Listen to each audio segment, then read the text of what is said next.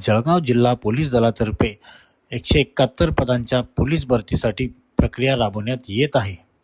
जळगाव शहरातील पोलीस कवायत मैदानावर दिनांक 11 तारखेपासून 22 तारखेपर्यंत ही प्रक्रिया राबवली जात असून हजारो उमेदवारांनी यासाठी आपले अर्ज दाखल केलेले आहे. दररोज पहाटे 5 वाजेपासून या प्रक्रियेला सुरुवात होत असून दुपारी प्रक्रिया संपुष्टात आणली जात आहे. उमेदवारांना उन्हामध्ये कुठलाही चाचणी द्याव्या लागू नये यासाठी ही प्रक्रिया लवकरात लवकर आटोपण्याचा पोलीस दलाचा मानस आहे. पहिल्या दिवसापासून ही प्रक्रिया निष्पक्षपातीपणे व पारदर्शकपणे राबवली जात असून 2 दिवसापूर्वी एका उमेदवाराने सोशल मीडियावर व्हिडिओ व्हायरल करत यंदा या ठिकाणी वापरण्यात असलेल्या डिजिटल चिपमुळे घोटाळा होत असल्याचा आरोप केला होता. महापोलीस न्यूजच्या टीमने त्या ठिकाणी जाऊन प्रत्यक्ष पाहणी केली असता या दाव्यात कुठलेही तथ्य आढळून आलेले नाही.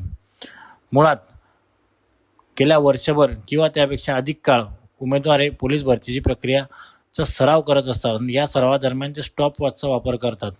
परंतु यंदा प्रथमच पोलीस प्रशासनातर्फे डिजिटल चिपचा वापर करण्यात आला असल्याने ही प्रक्रिया ऑलिम्पिकच्या धर्तीवर राबवली जात असल्याचे दिसून येते. त्यामुळे अचूक टायमिंग हा धावण्याच्या स्पर्धेमध्ये टिपला जातो.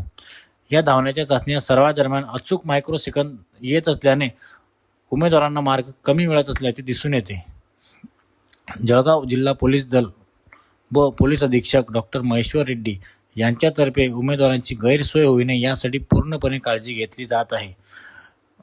भरतीसाठी रात्री येणाऱ्या उमेदवारांची राहण्याची खाण्याची व्यवस्थाही पोलीस प्रशासनातर्फे केली जात असून विशेष म्हणजे मैदानावर उमेदवारांना धावण्याच्या चाचणीच्या पूर्वी बिस्किट, फळं आणि एनर्जी ड्रिंक हे दिले जात आहे. तसेच ठिकठिकाणी पाण्याची व्यवस्था देखील पोलीस प्रशासनातर्फे करण्यात आलेली आहे. उद्या पोलीस भरती प्रक्रियेचा शेवटचा दिवस असून त्यानंतर काही दिवसातच लेखी परीक्षा घेतली जाणार आहे. जळगाव जिल्हा पोलीस दलातर्फे राबवण्यात येत असलेल्या भरती प्रक्रियेचा महापोलीस न्यूजच्या टीमने आढावा घेतला असून हा संपूर्ण आपल्या माध्यमातून या ठिकाणी मांडण्याचा प्रयत्न केलेला आहे. आज जळगाव जिल्हा घटकाचं कॉन्स्टेबलच्या रिक्रुटमेंटच्या प्रक्रिया आज 7वा दिवस आहे आणि आत्तापर्यंत भरती प्रक्रिया चांगल्या पद्धतीने झालेली आहे. आणि धावण्याचा ओव्हरऑल आम्ही RFID चिप सिस्टम लावण्यात आलेला आहे.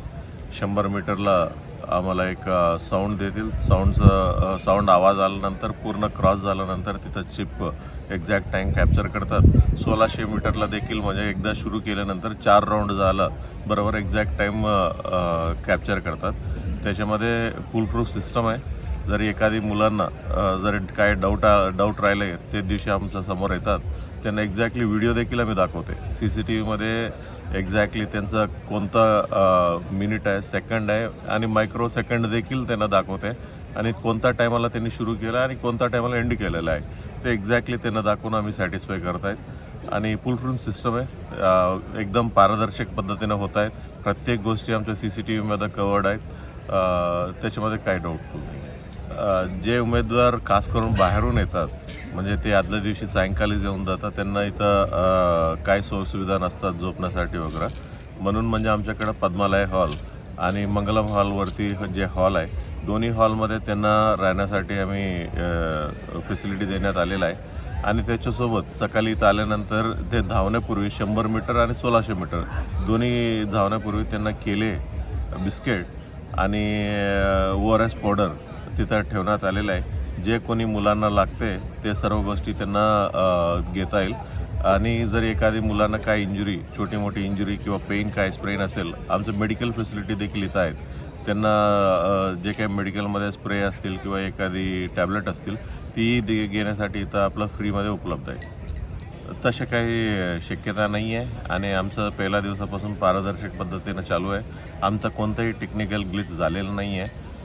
आमचा एकदम 7 दिवस चांगल्या पद्धतीने झालेलं आहे. फक्त 2 दिवस उरलेलं आहे आम्हाला. तशा मी आवाहन करते की म्हटलं तुम्ही लोकांनी या, चांगला परफॉर्म करा आणि पारदर्शक पद्धतीनं भरतीची प्रक्रिया चालू आहे.